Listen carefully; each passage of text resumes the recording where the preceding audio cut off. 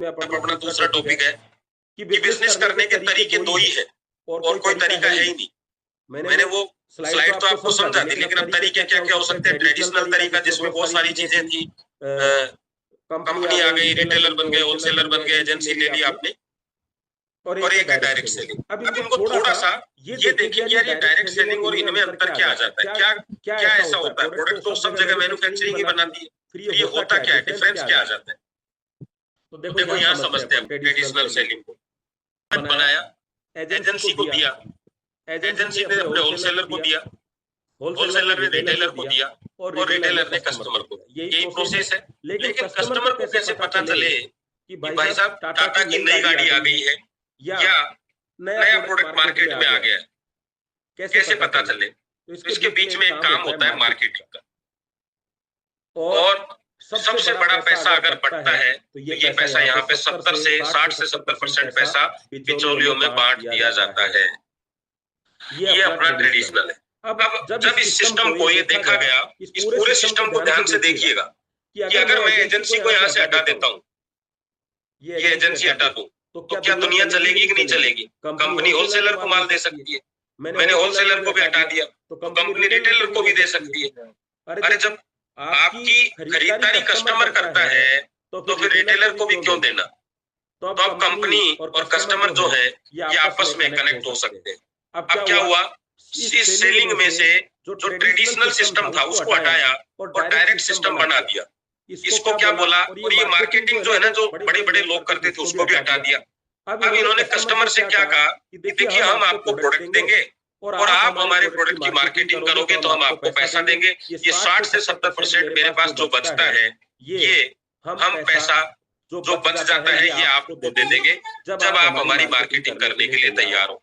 इसको क्या बोला गया, इसको बोला गया डायरेक्ट सेलिंग।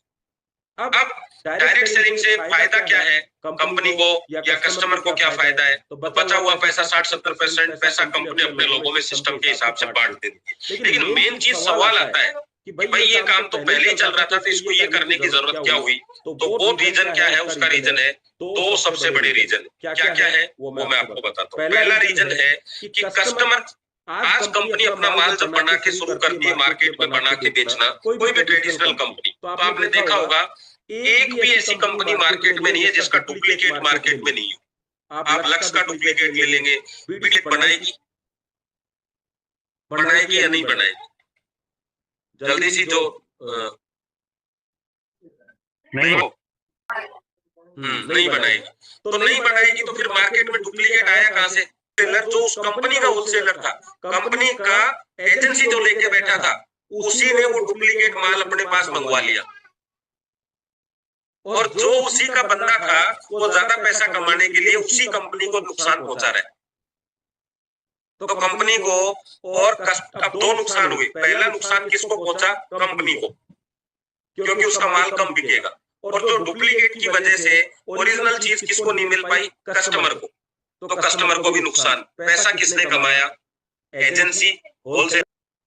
तब कंपनी ने कहा कि भाई मैं इसलिए नुकसान में हूं कि मेरा प्रोडक्ट नहीं बिका, और आप इसलिए नुकसान में हो कि आपको गलत चीज दी गई उतने पैसों में ही कंपनी के नाम पे। तो क्यों न हम ओरिजिनल चीज सीधी आप तक पहुंचाएं, क्योंकि कोई भी कस्टमर इतनी हिम्मत नहीं करेगा कि वो एक प्रोडक्ट के लिए पहले डुप्लीकेट बनाए। अच्छा, आप में से कोई डुप्लीकेट मैट्रेस लेके आ जाओ, जब आप किसी को दोगे वो ले भी लेगा, लेकिन क्या आप उसको सिस्टम में पॉइंट दे पाएंगे, क्या आप उसका सिस्टम से बिल काट पाएंगे इबाइटोरियम के नाम से, क्या इबाइटोरियम के नाम से जीएसटी बिल दे पाएंगे, नहीं। आज हम मार्केट से भी बिल लें तो हमें ओरिजिनल मिल सकता है, लेकिन आप बताइए कितने लोग हैं जो रिटेलर से बिल लेते हैं। तो क्या कस्टमर ही मार्केटिंग करने का असली फॉर्मूला है।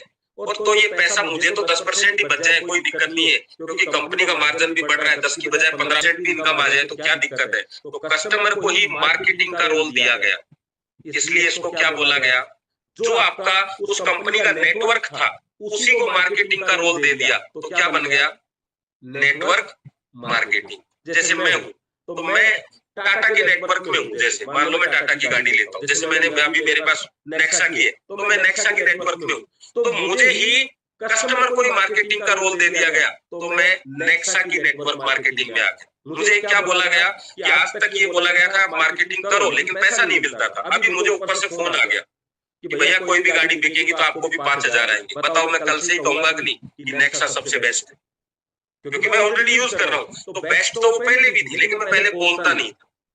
तो आप पहले कोई भी प्रोडक्ट यूज तो कर रहे थे, बोलते नहीं थे। बोलने के प्रोसेस को कहते हैं मार्केटिंग।